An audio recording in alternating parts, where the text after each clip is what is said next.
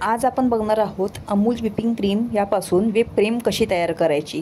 तर इथे मी हे पॅकेट डीमार्टमधून घेऊन आली आहे। डीमार्टमध्ये ऑफर होती तर त्यामुळे मी या ब्रँडचं ही व्हिपिंग क्रीम घेऊन आली आहे।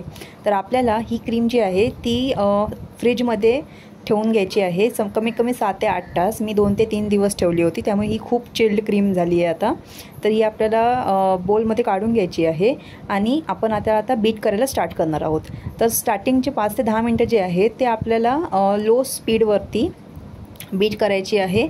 आणि कारण मी ही क्रीम केकसाठी यूज करणार आहे तर यामध्ये मी पिठी साखर ॲड करते।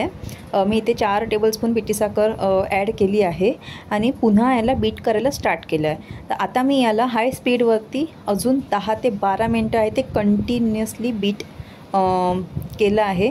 तर आता तुम्ही बघू शकता ही क्रीम किती गाढी झाली आहे ती, पण ही क्रीम तितकी गाढी झाली नाही आहे जितकी आपली नॉर्मल व्हिप क्रीम असते। तर ही ॲव्हरेज क्रीम आहे, रेडी झाली आहे आपली। आता मी हिला पॅक करून फ्रीजमध्ये स्टोर करून ठेवणार आहे आणि जेव्हा मी केक बनवणार त्यावेळी मी ह्याला यूज करणार आहे। तर ओव्हरऑल ठीक आहे, बट जी प्रॉपर व्हिप क्रीम असते ती जर ओळखायची असेल आपल्याला तर हे जे बोल आहे ते आपल्याला उलटं करून बघायचं असतं। आणि जर बोलवरून क्रीम खाली पडली तर क्रीम अजून तयार झाली नाही आहे, पण जर बोलमधून क्रीम उलटं केल्यावर बोलला चिटकून राहिली म्हणजे पडली नाही तर ती क्रीम प्रॉपर रेडी झाली आहे।